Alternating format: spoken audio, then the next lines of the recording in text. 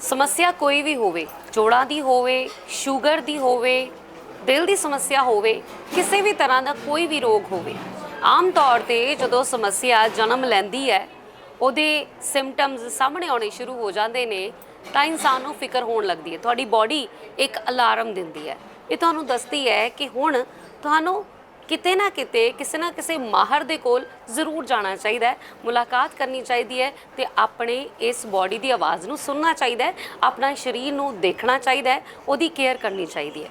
ਫਿਰ ਉਹ ਕਿਸੇ ਵੀ ਉਮਰ ਦੇ ਵਿੱਚ ਹੋ ਸਕਦਾ ਹੈ। ਫਿਰ ਜਦੋਂ ਕਿਸੇ ਇਨਸਾਨ ਨੂੰ ਕੋਈ ਬਿਮਾਰੀ ਜਕੜ ਲੈਂਦੀ ਹੈ, ਉਸ ਤੋਂ ਛੁਟਕਾਰਾ ਪਾਉਣ ਦੇ ਲਈ ਉਹ ਜੂਝਦਾ ਹੈ, ਉਸ ਦੁਸ਼ਮਣ ਦੇ ਨਾਲ ਜੂਝਦਾ ਤੇ ਉਹਦੇ ਸਰੀਰ ਦੇ ਅੰਦਰ ਹੀ ਮੌਜੂਦ ਹੈ। ਫਿਰ ਉਹਨੂੰ ਯਾਦ ਆਉਂਦਾ ਵੀ ਕਿਹੜਾ ਤਰੀਕਾ ਅਪਣਾਵਾਂ।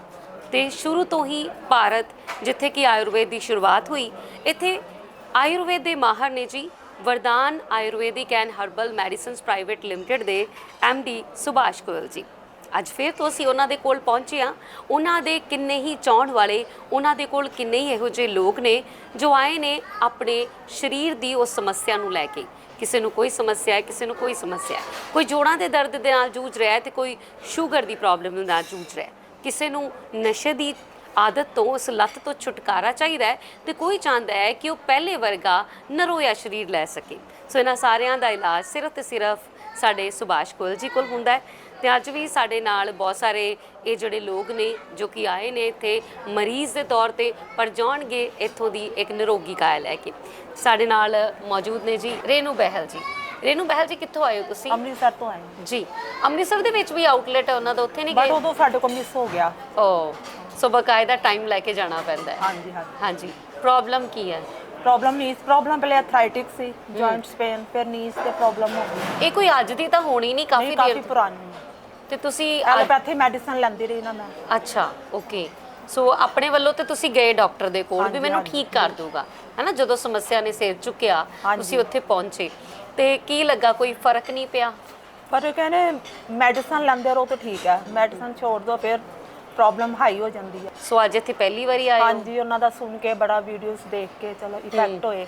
ਕਿਸੇ ਕੋ ਸੁਣਿਆ ਵੀ ਹੈ, ਦੇਖਿਆ ਵੀ ਕਿਸੇ ਨੂੰ? ਨਹੀਂ, ਹੱਲੇ ਪਰਸਨਲ ਨਹੀਂ ਹੈਗਾ ਐਕਸਪੀਰੀਅੰਸ। ਓਕੇ।